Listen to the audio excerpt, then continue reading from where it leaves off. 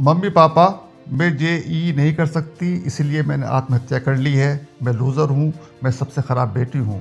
मुझे माफ़ करना मम्मी पापा, ये मेरे पास आखिरी ऑप्शन है। कोटा में जेईई की कोचिंग ले रही निहारिका सिंह ने अपने सुसाइड नोट में ये शब्द लिखे हैं। बीती 23 जनवरी को उत्तर प्रदेश के 18 साल के मोहम्मद जैद ने छात्रावास में खुदकुशी की थी।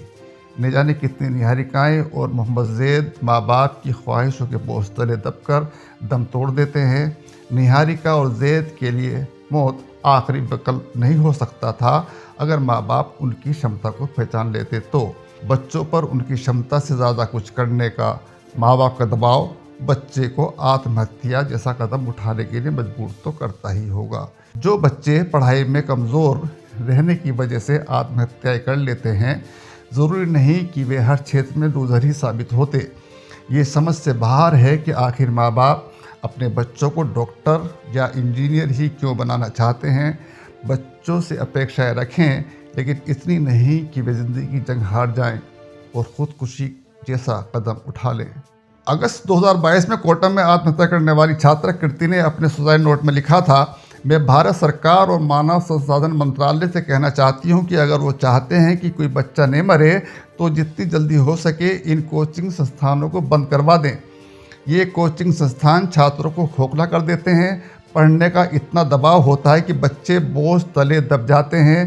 कृति ने लिखा था कि कोटा में कई छात्रों को डिप्रेशन और स्ट्रेस से बाहर निकालकर सुसाइड करने से रोकने में सफल हुई, लेकिन खुद को नहीं रोक सकी। बहुत लोगों को विश्वास नहीं होगा कि मेरे जैसी लड़की जिसके 90+ मार्क्स हों वो सुसाइड भी कर सकती है, लेकिन मैं आप लोगों को समझा नहीं सकती कि मेरे दिमाग और दिल में कितनी नफरत भरी है। अपनी माँ के लिए कृति ने लिखा था, आपने मेरे बचपन और बच्चा होने का फ़ायदा उठाया और मुझे विज्ञान पसंद करने के लिए मजबूर करती रही। मैं भी विज्ञान पढ़ती रही ताकि आपको खुश रख सकूं। मैं क्वांटम फिजिक्स और एस्ट्रोफिजिक्स जैसे विषयों को पसंद करने लगी और उसमें ही बीएससी करना चाहती थी। लेकिन मैं आपको बता दूं कि मुझे आज भी अंग्रेजी साहित्य और इतिहास बहुत अच्छा लगता है, क्योंकि ये मुझे मेरे अंधकार के वक्त में मुझे बाहर निकालते हैं। कृति अपनी माँ को चेतावनी देती है, इस तरह की चालाकी और मजबूर करने वाली हरकत 11वीं क्लास में पढ़ने वाली मेरी छोटी बहन से मत करना। जो पढ़ना चाहती है उसे वो करने देना, क्योंकि वो उस काम में सबसे अच्छा कर सकती है जिससे वो प्यार करती है। उस वक्त कृति का सुसाइड नोट पढ़ते हुए बहुत लोगों की आंखें नम हो गई थी। होड़ में हम अपने बच्चों के सपनों को छीन रहे हैं। आज हम लोग अपने परिवारों से प्रतिस्पर्धा करने लगे हैं कि फला का बेटा बेटी डॉक्टर या इंजीनियर बन गया तो हम भी डॉक्टर या इंजीनियर ही बनाएंगे। फला की बेटी बेटा सीकर कोटा हॉस्टल में है तो हम भी वहीं पढ़ाएंगे, चाहे उस बच्चे के सपने कुछ भी हों। हम उन पर अपने सपने थोप रहे हैं। आज हमारे स्कूल और कोचिंग संस्थान बच्चों को पारिवारिक रिश्तों का महत्व नहीं सिखा पा रहे, उन्हें असफलताओं या समस्याओं से लड़ना नहीं सिखा पा रहे। उनके जहन में सिर्फ एक दूसरे से प्रतिस्पर्धा के भाव भरे जा रहे हैं, जो जहर बनकर उनकी ज़िंदगी लील रहा है। जो कमज़ोर हैं वो आत्महत्या कर रहे हैं, जो थोड़ा मजबूत हैं वो नशे की ओर बढ़ रहे हैं। जब हमारे बच्चे असफलताओं से टूट जाते हैं तो उन्हें ये पता ही नहीं होता कि इससे कैसे निपटा जाए। उनका कोमल दिल इस नाकामी से टूट जाता है। इसी वजह से आत्महत्याएं बढ़ रही हैं। राजस्थान के कोटा में कोचिंग स्टूडेंट की आत्महत्या का सिलसिला नहीं रुक रहा है, वो जारी है। कोटा में लगातार कोचिंग छात्रों द्वारा की जा रही आत्महत्याओं के मामले में बढ़ोतरी के बाद केंद्र सरकार की ओर से भी कुछ दिन पूर्व गाइडलाइन जारी की गई थी, जिसके तहत कोचिंग स्टूडेंट्स को अवसाद से मुक्त रखने के लिए कोचिंग संस्थानों और जिला प्रशासन को महत्वपूर्ण दिशा निर्देश दिए गए थे। इन दिशा निर्देशों का पर कितना काम हो रहा है ये शायद ही किसी को मालूम हो भी रहा है या नहीं यह किसे मालूम। केंद्र सरकार गाइडलाइन जारी करके इतिश्री कर लेती है। गाइडलाइन का कितना पालन हो रहा है यह है शायद केंद्र सरकार पलट कर नहीं देखती।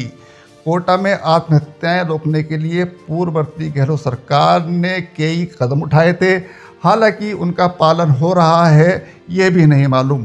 कोटा में देश भर से हर साल लाखों छात्र मेडिकल और इंजीनियरिंग प्रवेश परीक्षाओं की तैयारी के लिए आते हैं। कोटा को कोचिंग का हब कहा जाता है, लेकिन अफसोस की बात यह है कि अब कोटा सुसाइड हब भी बनता जा रहा है।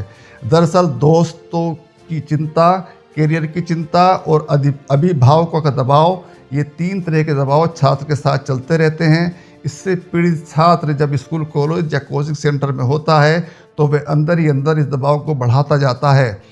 हालांकि सभी अभिभावक इस तरह का दबाव नहीं डालते हैं कि अगर बच्चा सफल नहीं हुआ तो सब कुछ ख़त्म हो जाएगा।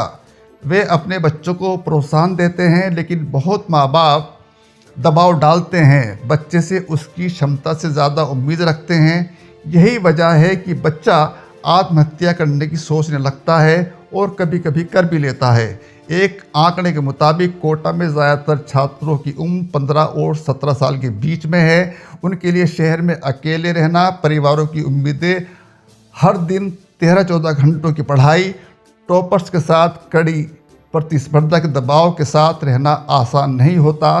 कई बच्चे दबाव में आ जाते हैं और वो उसको सहन नहीं कर पाते। यह एक ट्रेंड चल पड़ा है कि बच्चा 10वीं में पास होता है और पेरेंट्स उसे लेकर कोटा चले आते हैं। 11वीं और 12वीं की पढ़ाई उसकी डमी करवाते हैं। इसका मतलब ये है कि ऐसी जगह पर एडमिशन करवाते हैं जहां उसे सिर्फ एग्ज़ाम देने जाना होता है। बच्चे की उम्र कम होती है और यहीं से उस पर दबाव बढ़ने की शुरुआत हो जाती है। पेरेंट्स बड़ी कोचिंग में लाखों रुपए की फ़ीस जमा करते हैं। इसके बाद बच्चों के रहने खाने पर भी खर्च होता है।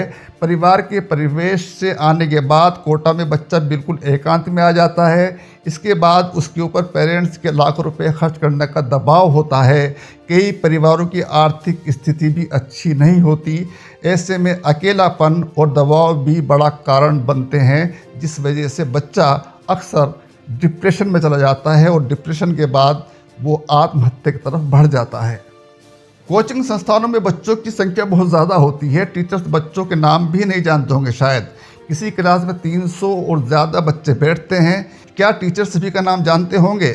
बच्चा एक दूसरे को दोस्त नहीं बना पाते, बच्चा अकेला छूट जाता है। कोटा में 20-25 हज़ार रुपये महीना किराए के मकान हैं जहाँ उच्च वर्ग के छात्र रहते हैं, लेकिन ये मकान सबकी पहुँच में नहीं है।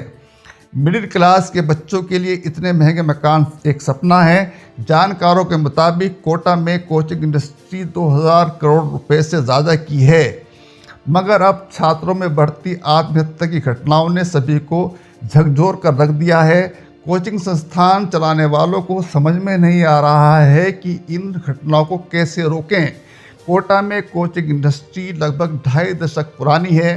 किसी समय में कोटा बड़े कल कारखानों और धुआं निकलती फैक्ट्रियों की चिमनियों के लिए जाना जाता था, मगर जब इन कारखानों में मंदी आई और मशीनें बेजान हो गईं तो कोचिंग इंडस्ट्री का कारोबार बढ़ा और बढ़ता ही गया।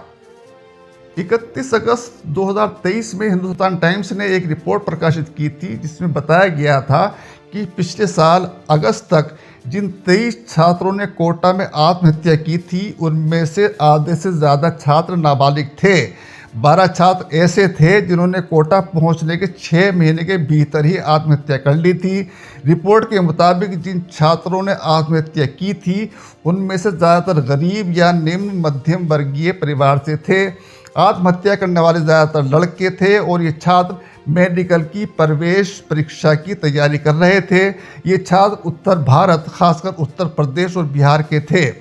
अगस्त 2023 में हिंदुस्तान टाइम्स ने कोटा प्रशासन के मुहैया करवाए डेटा के आधार पर लिखा था कि इस वक्त कोटा में करीब 2.25 लाख छात्र नीट या जेईई की तैयारी कर रहे हैं। हिंदुस्तान की रिपोर्ट के मुताबिक साल 2015 में 18, 2016 में 17, 2017 में 7, 2018 में 20, 2019 में 18, 2022 में 15 और 2023 में 19 छात्र आत्महत्या कर चुके थे। माँ बाप को समझना होगा कि जो दबाव पढ़ाई और मार्क्स का बनाते हैं, उन दबाव के बारे में भी हमें निरंतर काम करना है। ये कैसे होगा? तो इसके बारे में मीडिया में बात करके रोल मॉडल सेलिब्रिटी की बात करें। हम उन्हें उदाहरण दें कि कैसे हम मेहनत करके अलग अलग तरीके के क्षेत्र में सफलता हासिल कर सकते हैं। सिर्फ 1-2 क्षेत्र में ही सफलता हासिल हो ऐसा नहीं है, इसलिए सिर्फ उसी के पीछे हम नहीं भागें। अगर किसी एक एग्ज़ाम में मार्क्स नहीं आए तो इसका मतलब ये नहीं है कि जीवन आगे नहीं बढ़ेगा, या कोई एक ख़ास फील्ड में एंट्री नहीं मिली तो जीवन रुक जाएगा, ऐसा नहीं है। साथ में जो कोचिंग इंस्टीट्यूट्स हैं वो भी सही जानकारी दें, साथ में ये जिम्मेदारी लें कि बच्चों के मानसिक स्वास्थ्य की ग्रोथ भी उनकी जिम्मेदारी है। दुनिया में बहुत लोग ऐसे हैं जिन्होंने औपचारिक शिक्षा नहीं ली, ग्रेजुएशन नहीं किया, किसी कोचिंग संस्थान नहीं गए, लेकिन बेहद सफल भी हुए। एक से उदाहरण हमारे समाज में बहुत ज़्यादा हैं, हमें इनकी तरफ देखना होगा। नंबर की तरफ भागना, हर एक ही क्षेत्र में हम जाएं। बहुत बहुत शुक्रिया।